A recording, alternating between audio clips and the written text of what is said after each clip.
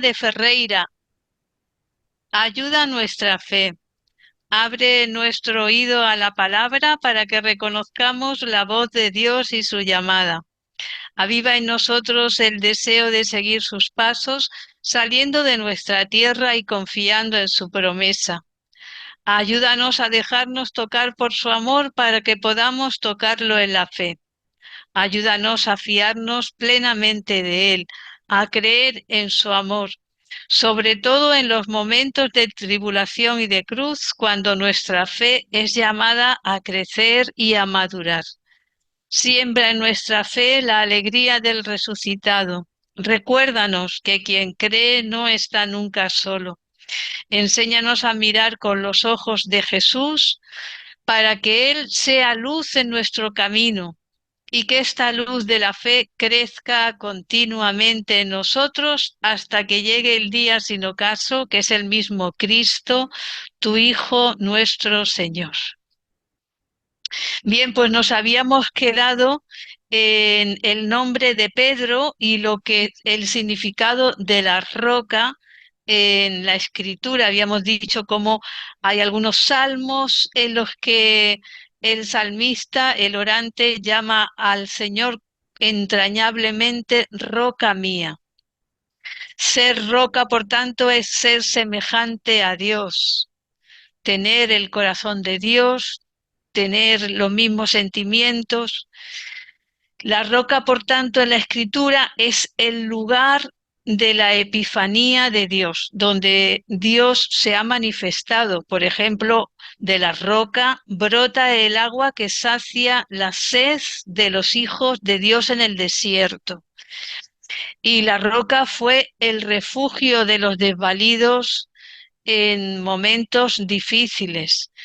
Pedro, por eso es designado por Jesús en este sentido, como lugar de la epifanía de Dios, donde Dios se manifiesta, de donde brotará agua para el pueblo de Dios, aceite, miel para los hijos de Dios, y donde los desvalidos encuentren un lugar rocoso de refugio.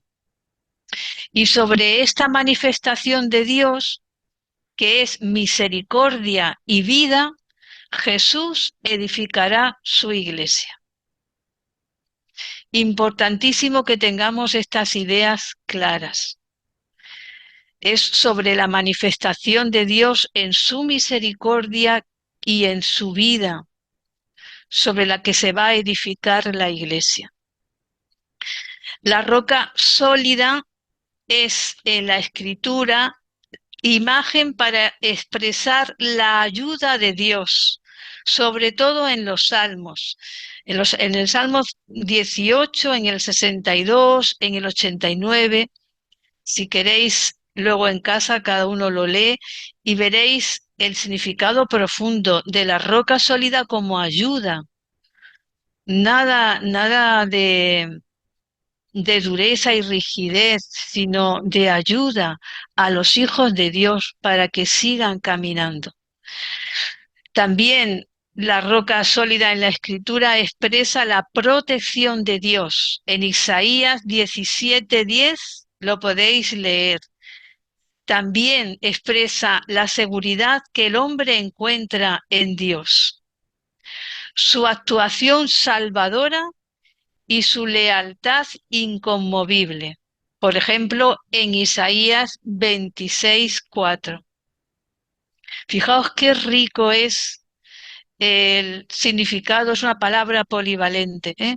Tiene miles de significados la roca en la escritura. Fue una imagen muy utilizada por los agiógrafos. Por eso dirá el orante, ¿quién es Dios fuera del Señor? ¿Qué roca hay fuera de nuestro Dios? Y esto recoge estas dos preguntas que lanza el salmista en el Salmo 18, en el verso 32, recogen toda la experiencia del pueblo de Israel. Ellos han experimentado que abandonando esta roca que es Dios y haciendo alianza con los ídolos, les ha ido mal, no han tenido ayuda, no han tenido refugio, no han tenido reposo, no han tenido firmeza y solidez. Y por eso lo plasman en el Salmo, para que esta experiencia quede grabada para siempre y que nadie sea engañado, buscando otro apoyo fuera del Señor. Israel debe su existencia a esta roca, la roca que te engendró, dirá Moisés al pueblo en el Deuteronomio 32, que es el libro por excelencia de la memoria, en el que continuamente Dios y Moisés están llamando al pueblo a no olvidarse. No te olvides de que te llevó por el desierto. No te olvides de que tus sandalias no se desgastaron. No te olvides de que te dio agua. No te olvides que te dio pan. No te olvides cuando estés asentado en la tierra prometida. No te olvides de que la roca con mayúsculas te engendró. Dios te engendró. Dios es la roca y sus obras son perfectas, es decir, acabadas. Perfectas no en el perfeccionismo neurótico de nuestra sociedad actual, en algunos momentos, sino teleio es acabada, completa, llena de plenitud. La obra de Dios está llena de vida y de una vida plena. Por eso no se ha equivocado Dios en la historia que ha hecho con Israel, porque sus obras son acabadas, son plenas, conducen a la plenitud. La historia que Dios ha hecho con Israel es completa. No le falta ni le sobra nada. Y podíamos decirlo también de cada uno de nosotros. La historia que Dios ha hecho contigo es acabada, plena, perfecta, la que tú necesitabas para adherirte al Señor, para no olvidarte que es Él la roca que te engendró. Si no, nosotros nos vamos tras los ídolos. Es lo normal del ser humano. Pedro, la piedra sobre la que Jesús va a edificar la roca, la iglesia, desempeñará esta misión de ser lugar de Dios para sus hermanos, donde se manifieste la paternidad de Dios y la realidad de una comunidad de hermanos, hijos de Dios. Por lo tanto, no es lugar con la mentalidad mundana de dominio, de poder, sino el lugar de Dios, donde Dios va a ir cuando tiene que corregir, corrige, cuando tiene que levantar, levanta, cuando tiene que enderezar a algo torcido, endereza, porque es la roca, el lugar donde Dios se manifiesta como Padre.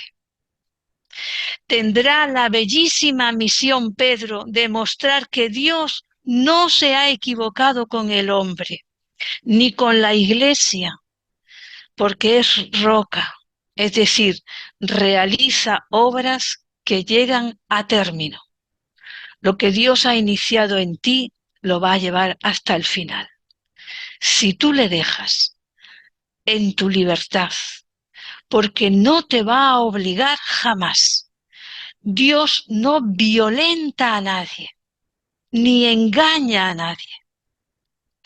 Dios te propone, si tú quieres, que Él siga construyendo una historia contigo y con toda la humanidad, con todos los que se quieran dejar moldear por un Dios que es misericordia. De la misma manera que Jesús, luz del mundo, dijo a sus discípulos, vosotros sois la luz del mundo, ahora Jesús La piedra desechada por los arquitectos, pero convertida en piedra angular, llama a Simón por el nombre de piedra, roca sobre la que sostener el edificio de la comunidad, como reconociendo en él su misma identidad de hijo.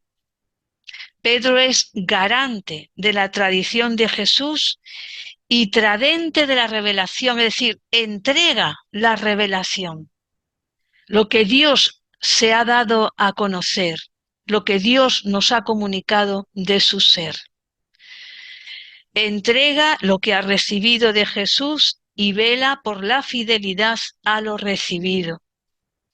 Y en la clase del día pasado, os lo recuerdo porque es primordial, Pedro es el primero porque es la primicia de la cosecha de Jesús, pero no es el primero en rivalidad, porque sea más que nadie.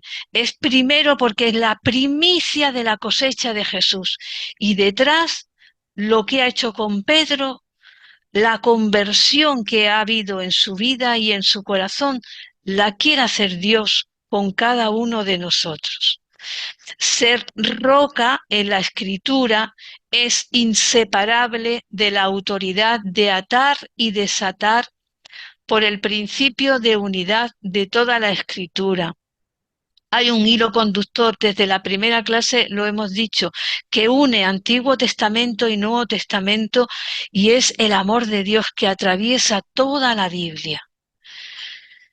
Es importante profundizar en este sentido, por tanto, de atar y desatar. Vamos a profundizar en ello. La comunidad del Emmanuel, de Jesús, de este Dios con nosotros, y la roca sobre la que edificarla, nacen de la palabra acogida y hecha bondad y vida.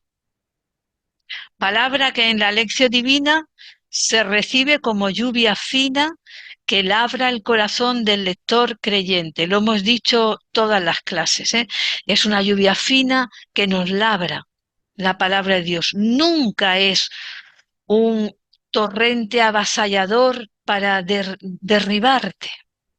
Es una lluvia fina que intenta que tu vida se esponje, no sea árida, sea fecunda, sea un terreno donde su semilla, la semilla de la palabra, pueda germinar, hasta que en ti aparezca un arbusto enorme. Lo vamos a ver el domingo que viene en el Evangelio. El grano de mostaza, que es pequeñito, ¿lo habéis visto alguna vez? Es más pequeño que la cabeza de un alfiler, pequeñísimo.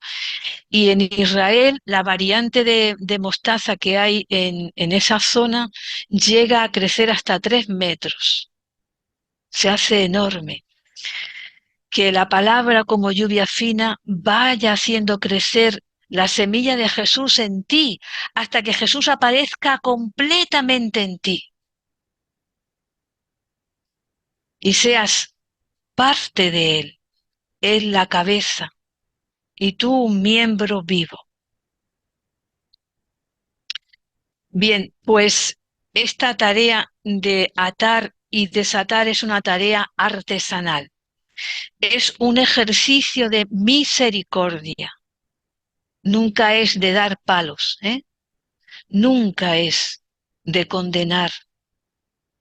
Es un ejercicio de misericordia, un regalo, decía un profesor mío, un regalo pascual del Señor resucitado a sus discípulos, que la tradición del Evangelio joánico interpreta como perdonar o no los pecados. Eso lo veréis en Juan 20, 22, 23. Y que la Iglesia ve como un segundo bautismo, ya no por medio del agua, como nos bautizaron de pequeños, sino un bautismo de lágrimas, el perdón de los pecados. En el texto original, para expresar esta misión de atar y desatar, se usa el verbo griego deo, que significa atar juntos. tiene un significado muy profundo en la Escritura. Y el verbo lío significa desatar. En el Nuevo Testamento ambos verbos son verbos que tocan la vida y la muerte. Son expresiones para decir vida y muerte, atar y desatar. Expresan en Mateo 13:30 la tarea de hacer manojos con la cizaña. En boca de Jesús indican la orden de desatar a Lázaro de sus vendas, que ya estaba muerto. Fijaos, el mismo Jesús en su vida eso es lo que va haciendo, atar y desatar. San Marcos lo usa para describir las ataduras con cadenas del poseso de Gerasa, en Marcos 5:3, y San Mateo lo utiliza en la parábola del hombre que no tenía el vestido de bodas, sobre el que Jesús dice: atadlo de pies y manos y arrojadlo fuera a las tinieblas. Todos estos pasajes nos muestran que atar y desatar determinan un ejercicio de discernimiento, de separar vida de muerte, no de condenar.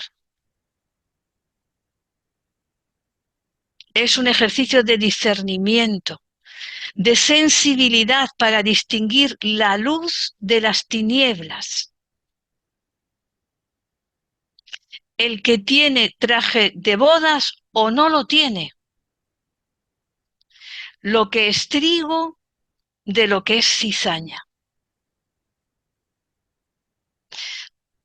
La gran mayoría de los expertos dicen: este atar y desatar es una tarea de misericordia, porque desvela la verdad de los corazones, para que el hombre no viva engañado. Pero entraña una inteligencia lúcida y un arduo discernimiento que es don de Dios. Este discernir, dicen los padres de la Iglesia, y es cierto, viene dado en el ejercicio de la lección divina como uno de los cauces de la luz de Dios. Asimismo, desatar, lío, en su sentido bíblico es poner fin a los lazos de prisión en los Hechos de los Apóstoles, 22:30, se utiliza ese verbo. Desatar de una enfermedad en Lucas 19. Por lo tanto, liberar de una enfermedad. O poner fin a los dolores de la muerte en la resurrección de Cristo en Hechos de los Apóstoles 2:24. Tiene, por tanto, una connotación de liberar para soltar la vida a su pleno desarrollo. Atar y desatar. Desatar todo lo que está estrangulando la vida para que la vida de Dios se pueda desarrollar en esa persona.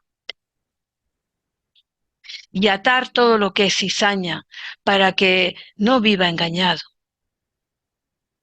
para que se dé cuenta de lo que es tiniebla y libremente esa persona pueda elegir la luz. En la Escritura, en sentido figurado, atar significa, es señal del matrimonio y de la unión, que tiene su fundamento en el orden de la creación y de la ley. Aparecerá en Romanos 7:2. Evoca pues la alianza de Dios con el hombre, unión siempre amenazada. Por eso atar y desatar, porque siempre hay amenazas. Hay que dar luz para distinguir lo que es tiniebla. Y siempre hay amenaza de esta alianza con Dios por la inclinación a la idolatría del corazón humano. Pablo, San Pablo, en su discurso de despedida en Mileto, sabe que está, dice él, atado por el Espíritu cuando se dirige a Jerusalén. Sabe que se juega la vida, pero estoy atado por el Espíritu. Libremente me he dejado atar al Espíritu de Dios, que es luz. No hay otra luz. San Pablo está unido en alianza con Dios, que le lleva de un lado para otro anunciando el Evangelio. Cada cristiano está unido a Dios en alianza, para que sea Él quien te lleve y quien te traiga, quien conduzca tu vida, a quien le has dado las riendas de la vida, a Él. Y desde esta óptica, atar y desatar, que Jesús primero dice a Pedro, pero que después confiere a toda la comunidad en Mateo 18:18, expresa la permanente vinculación en alianza de la comunidad pospascual al Señor. Es decir, recordad con este atar y desatar, recordad a la comunidad que tienen unos lazos fuertes de unión con Dios, para que no se olviden. Y su misión de hacer irrumpir en libertad la vida donde reina la muerte. La expresión, por tanto, de atar y desatar ciertamente es polivalente.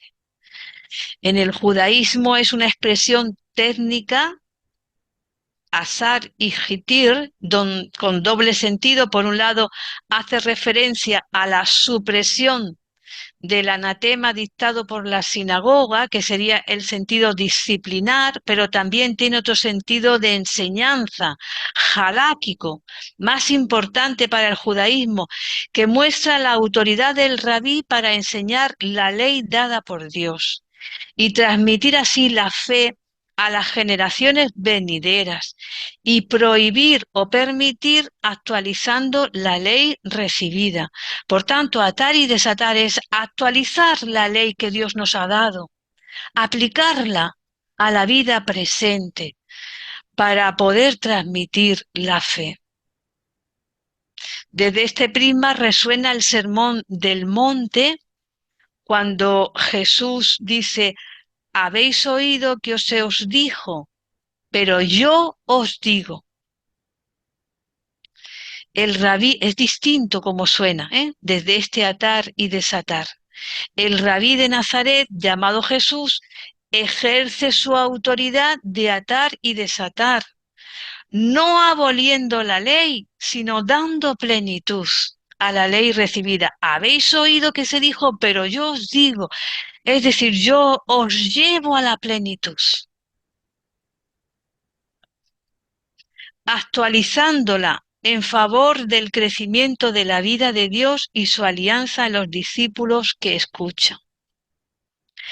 Pedro recibe esta misma autoridad para enseñar fielmente lo recibido de Jesús.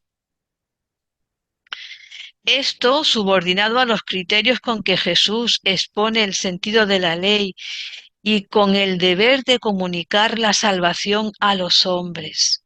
Una salvación contra la que no podrá el poder del infierno. No podrá el poder del infierno, porque es más fuerte el poder de Dios. Este atar y desatar es una tarea artesanal para salvar, para ayudar a esta generación a discernir la luz de las tinieblas. Y cuánta falta nos hace, ¿verdad? Dentro y fuera de la iglesia, en el norte y en el sur, en el este y en el oeste, en todas partes. Necesitamos de esta luz. Por eso necesitamos aprender la lección divina y el contacto asiduo con la palabra, para ir recibiendo día a día esta luz. En sus palabras a Pedro, Jesús nombra unidos cielo y tierra. Lo atado o desatado en la tierra queda de igual modo en el cielo. O lo que es lo mismo, lo de la tierra es valioso por la incidencia en lo eterno. Es lo mismo. Lo que ocurre en la tierra es valioso porque no está separado de lo que ocurre en el cielo. Incide. Y es que en el horizonte del Dios bíblico, lo terreno no es prolongación de lo celestial, sino que la historia, que es lo terreno, la historia que estamos aquí pisando, es una puerta por la que puede pasar o quedar bloqueado lo divino, el Espíritu de Dios, la palabra de Dios. La historia es el lugar epifánico de lo divino. En la historia, en tu día a día, Dios se hace presente. La puerta para que entre es la verdad de tu historia, sin ocultar, con todas las puertas abiertas a Dios. Ciertamente hay un diálogo entre el cielo y la tierra, desde que el Verbo se ha encarnado, que recorre todos los rincones de la historia. Si queréis, desde una voz que nos interpela continuamente, escucha Israel, escucha, escucha en tu historia, déjate de justificaciones, escucha. El acontecimiento original a partir del cual florece la historia es esta llamada a la escucha que desde siglo aguarda tu respuesta. Porque Dios no ha dejado de hablar a cada generación y que desde que el Verbo se hizo carne, con mayor fuerza repite a los que escuchan: mira que estoy a la puerta y llamo. Si alguien escucha mi voz y abre, entraré. Y esto no es un pasaje del Apocalipsis ahí muerto, es una palabra viva, dirigida a ti, porque cada hombre es un ser responsorial. Necesita dar respuesta a esta llamada para poder vivir, ya que vive entre el bien y el mal, entre la vida y la muerte, y cada día tenemos que elegir, cada día. Lo que ayer vivimos, como decía un profesor mío, el pan que comimos ayer no sacia el hambre que hoy tenemos. Es el pan de cada día, el pan de hoy. Escúchale. De ahí la importancia de discernir, de atar y desatar, de enseñar el camino de la vida liberando de todo engaño, de toda idolatría. El mayor ídolo, el dinero, raíz de todas las idolatrías. Pero luego todas las demás idolatrías son un engaño, no llevan la felicidad y la vida plena.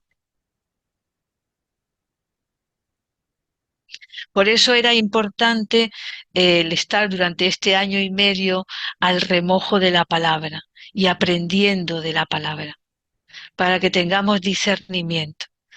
La lección divina instruye en este camino de atar y desatar. Esta eclesía de Jesús, la familia que él edifica, en común unión con la actividad de sus discípulos, se explicita en el Evangelio de Mateo en el llamado discurso eclesial. ¿Cómo edifica Jesús la iglesia? Vamos a verlo.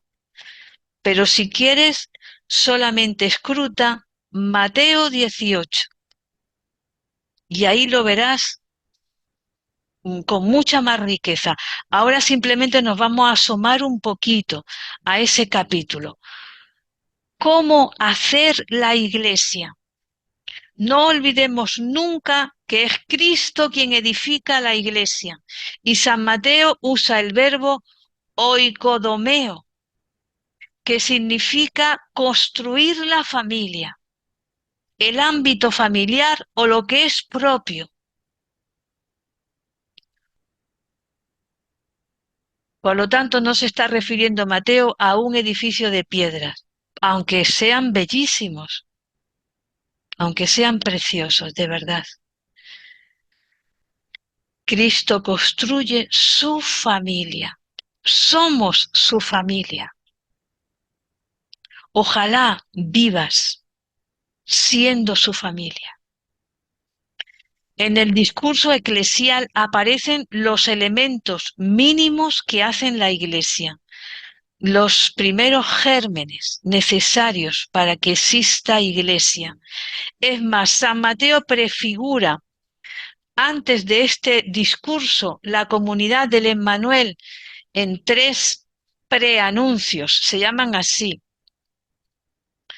En Mateo 16, 18, Jesús proclama a Pedro que es la roca, que es el texto que estamos viendo, e inmediatamente manifiesta su intención de edificar una iglesia que no tendrá fin, en la que las realidades de la tierra tendrán su consumación en el cielo, un valor definitivo, la eternidad.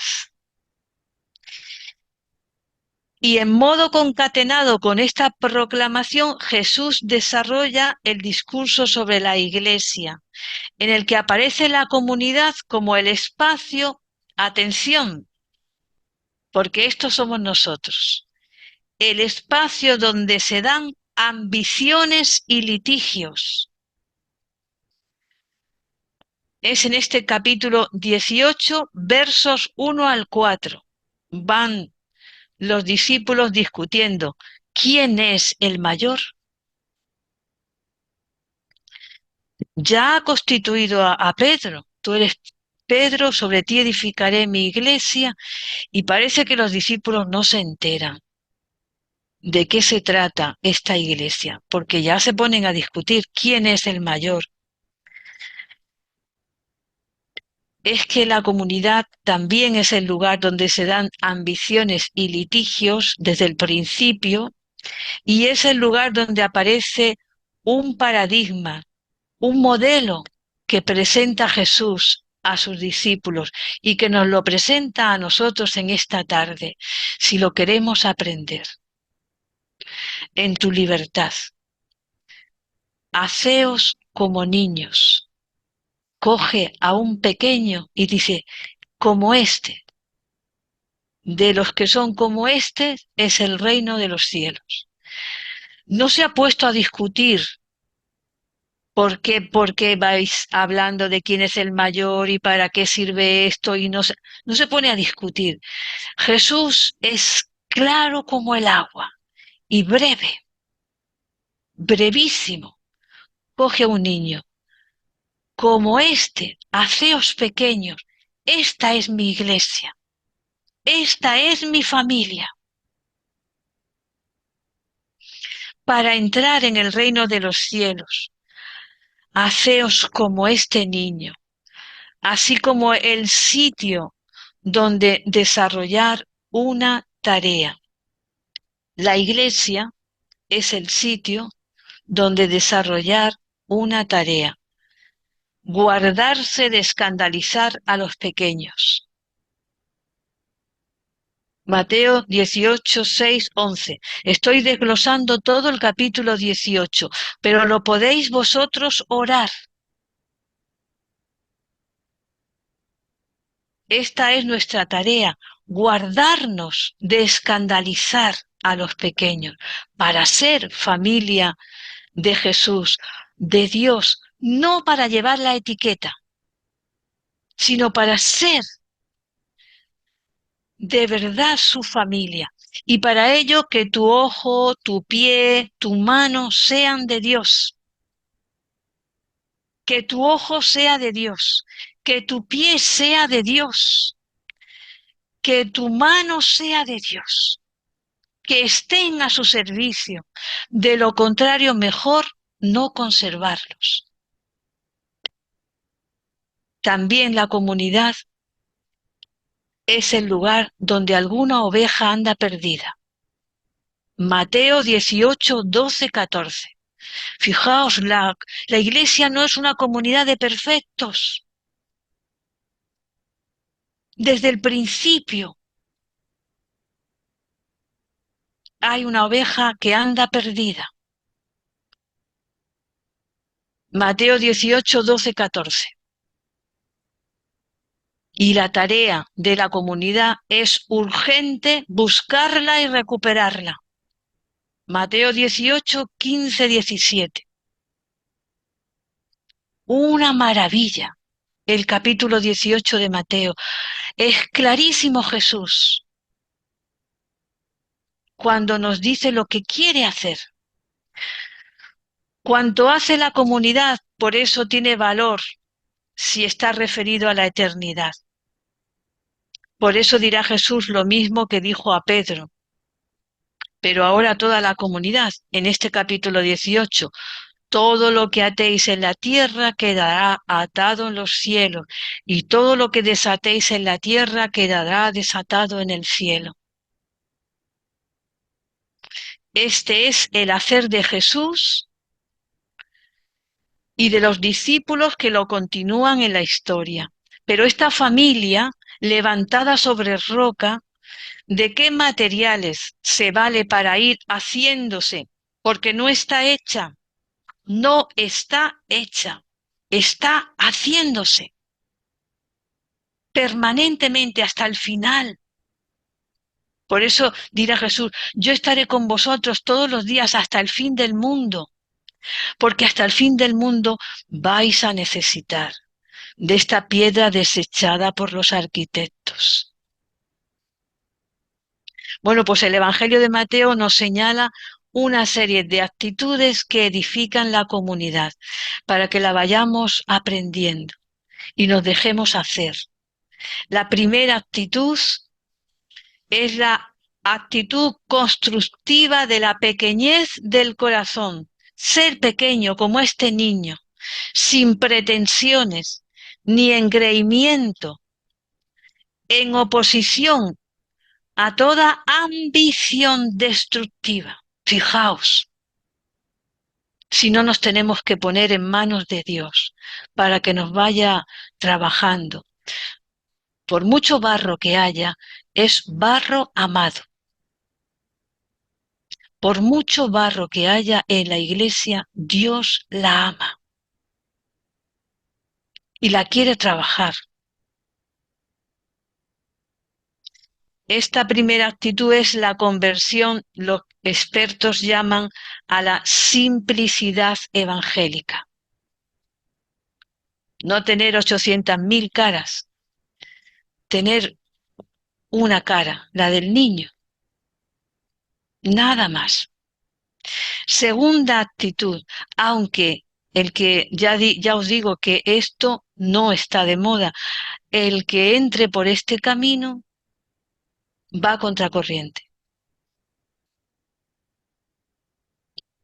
Algunos le ridiculizarán y otros le despreciarán, pero él tendrá la vida eterna dentro de sí, dentro.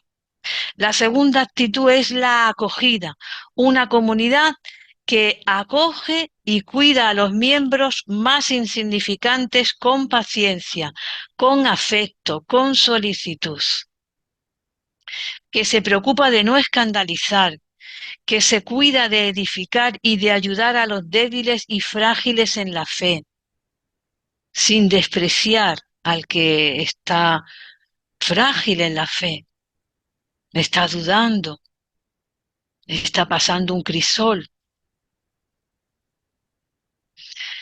Tercera actitud es la atención a quien se ha extraviado, es la misericordia. infinita, sin límite, en la alegría del encuentro de lo perdido. Es un rasgo del hacer de Jesús. Se alegra cada vez que es encontrado uno que se ha perdido. La cuarta actitud es la corrección fraterna. ¡Oh, dificilísimo! Dificilísimo porque nadie quiere ser corregido. Todos quieren corregir, pero nadie quiere ser corregido. La recuperación de un hermano en error no equivale a un bravo que lo olvida todo, decía Martini. Más bien consiste en prestar atención para que se recorra un camino serio de conversión por respeto a esa persona que se ha extraviado. Ayudar amorosamente a vencer los pecados, salir de ellos y reanudar una vida nueva. Esto es obra de Dios, nosotros no podemos. Pero Jesús ha edificado, edifica cada día su iglesia para ejercer esta misión.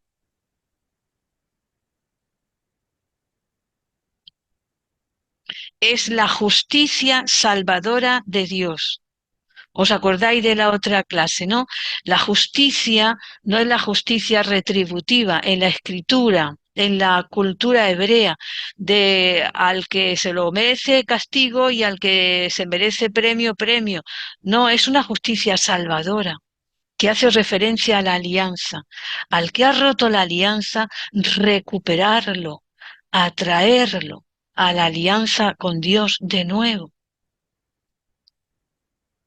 Es una justicia salvadora la de Dios, no da palos. Atrae hacia Él. Por eso dirá Jesús, cuando yo sea elevado, atraeré a todos hacia mí. Es esta actitud.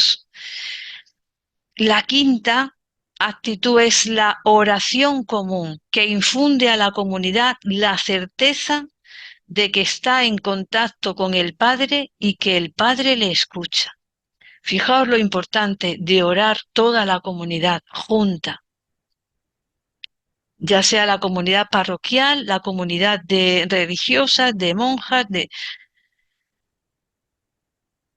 importantísimo esta presencia del resucitado en medio de una comunidad orante. De ahí la importancia de las celebraciones litúrgicas. No para que sean bellísimas, sino para que experimentemos que ciertamente el resucitado está aquí, en medio de nosotros.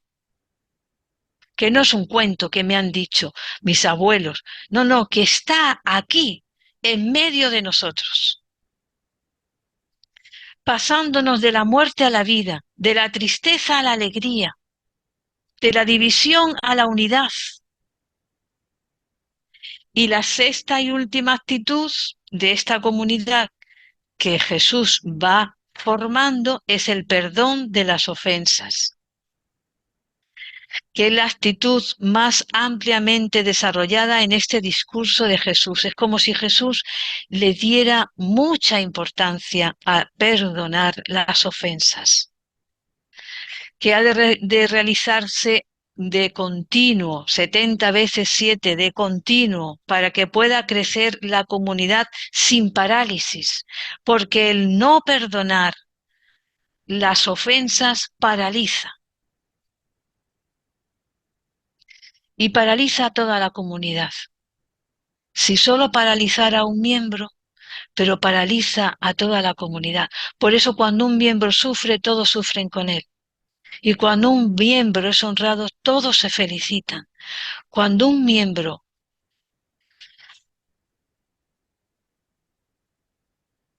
sufre, todos sufrimos. En una comunidad edificada con estas actitudes, a modo de piedras que se levantan hacia el cielo, la lección divina es cimiento, cuya piedra angular es Cristo. ¿Quieres tener una piedra en el edificio del cielo?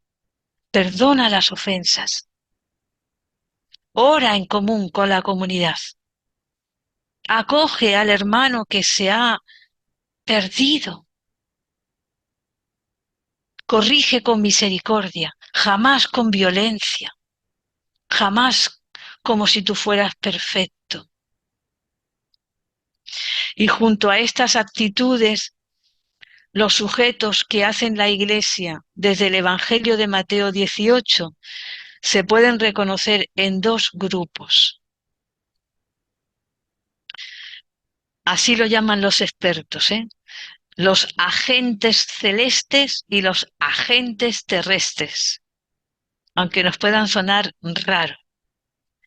Los agentes celestes son tres. El Padre primero, que es quien en el cielo da valor a lo que se hace en la tierra.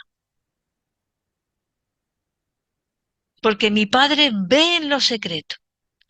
Está valorando lo que tú haces en lo secreto. Lo valora.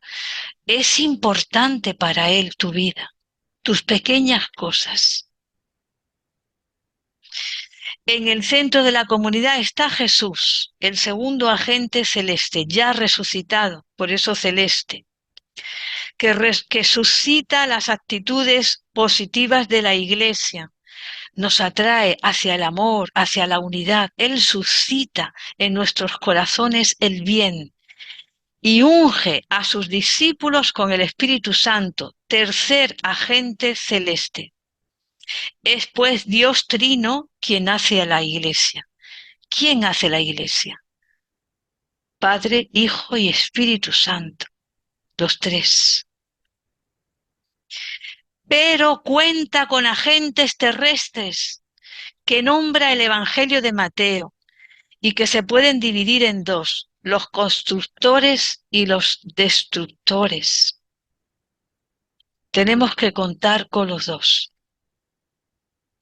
Los constructores, porque así nos lo presenta en su discurso Jesús, Jesús no nos ha engañado. Se está cumpliendo su palabra desde el principio hasta el final. Los constructores de la comunidad son hijos. Le llama Jesús en el capítulo 17, discípulos en el capítulo 18, pequeños también, micros, le dice en el capítulo 18, por 4 o 5 veces, micros, es el término que más va a utilizar para hablar de este grupo de discípulos que él ha elegido. Hermanos, servidores en el capítulo 23, orantes, perdonadores en el capítulo 18 en el verso 22, discernidores, especialmente la figura de Pedro en el capítulo 17. Ese es el grupo de los constructores de la comunidad, entre los cuales estamos nosotros. Espero que gozosamente estemos todos nosotros, porque somos pequeños, micros, pequeñísimos. Nada, un soplo, una venita que se te estalle y has desaparecido. Pequeños. Y el grupo de los destructores, que también son llamados por algunos adjetivos. Ambiciosos, dirá Jesús en el discurso eclesial. Escandalizadores, extraviados y los que cometen faltas. Estos 4 adjetivos todos los dice en el capítulo 18. Así que tenemos que contar con todos. No nos asustemos, se cumple la palabra de Jesús. Y es necesario en este hacer de Jesús la Iglesia, esta lucha. La tenemos cada uno de nosotros entre el hombre viejo y el hombre nuevo, que está siempre naciendo, y el hombre viejo que está siempre resistiéndose a nacer. Por eso voy a concluir toda esta enseñanza del Maestro. Es lo que lleva a Pedro grabado a fuego en el corazón y lo que le hace ser roca y cimiento de la Iglesia. Es roca porque es pequeño, es roca porque es discípulo, es roca porque es hermano, es roca porque es orante, es roca porque es servidor, etcétera. Es el portador de la palabra de Jesús en comunión con sus hermanos, que juntos despliegan el discernimiento en el mundo entre el reino y sus falsificaciones. Un profesor mío decía nuestras tibias añadiduras y nuestras tibias falsificaciones. Discernir no es simplemente aguzar el ingenio, es aceptar la mente de Dios, su inteligencia, que es distinta a la nuestra.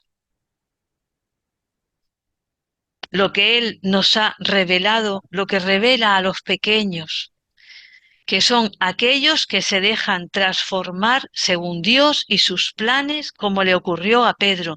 Benedicto XVI también decía, los tres magos eran pequeños, aunque eran grandes en sus países.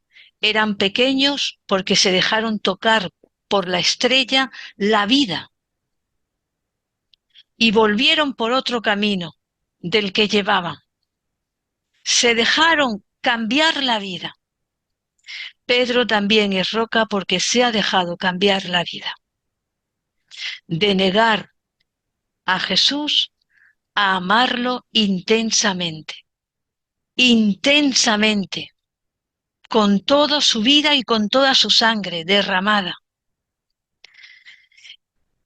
Y para comprender el mensaje de Jesús en las parábolas que introducen en el misterio de Dios escondido, es preciso entrar en casa con Jesús, escuchar su palabra y desde la escucha, con un corazón atento, el Maestro irá edificando la Iglesia, aunque frágil, pero con el germen del reino de Dios. Irá edificando nuestra vida, aunque frágil, con el germen del reino de Dios, la vida de cada hermano, de la Iglesia entera, porque no prevalecerá el infierno, no prevalecerá el poder de la maldad. Este reino, en su hacer, está todavía bajo la sombra del mal, porque hay cizaña, pero reinar con Cristo es aceptar esta sombra del mal en la Iglesia, sin escandalizarte, sin romperte las vestiduras. La mezcla del trigo y de la cizaña, aceptarlo. Y esperar la certeza, la absoluta certeza de que el reino entra también en el pecado y lo transforma, porque el reino es invencible. Ya ha entrado en la historia y no tiene vuelta atrás. La resurrección ya ha roto la muerte y el mal, y no tiene freno ninguno.